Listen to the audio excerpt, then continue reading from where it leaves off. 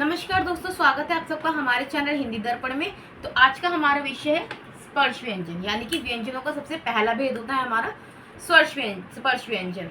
तो देखिए, आइए जानते हैं हम स्पर्श व्यंजन को। जिन व्यंजनों का उच्चारण करते समय जीभ मुंह के किसी भी स्थान को स्पर्श करती है, यानी कि जब हम किसी भी व्यंजन का उच्चारण करें तो जो हमारी जीभ होती है वो हमारे मुंह के किसी भी भाग को छूती है, तो उन व्यंजनों को हम स्पर्श व्यंजन कहते हैं। अब जो स्पर्श व्यंजन होते हैं इनको 5 वर्गों में बांटा जाता है सब, यानी कि जो इनका पहला वर्ग होता है वो होता है कवर्ग, उसके बाद चवर्ग, टवर्ग, तवर्ग और पवर्ग। अब इन 5 वर्गों के अंदर व्यंजनों को रखा जाता है, ठीक है।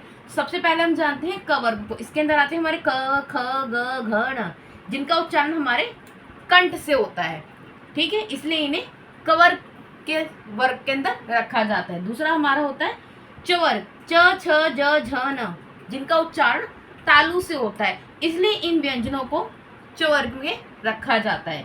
तीसरा हमारा होता है टवर्ग, ट, ठ, ड, ढ, ण, इनका जो उच्चारण होता है वो मुद्रा से होता है। चौथा हमारा होता है तवर्ग, त, थ, द, ध, न, इनका उच्चारण जो हम करते हैं तो जो हमारी जीभ होती है वो हमारे दांतों को छूती है, इसलिए इन्हें तवर्ग की श्रेणी में रखा जाता है।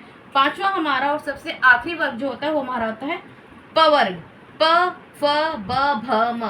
अब इनका जो उच्चारण होता है हमारे ओष्ठ यानी कि होठों को छूने से होता है, इसकी प, फ, ब, भ, म।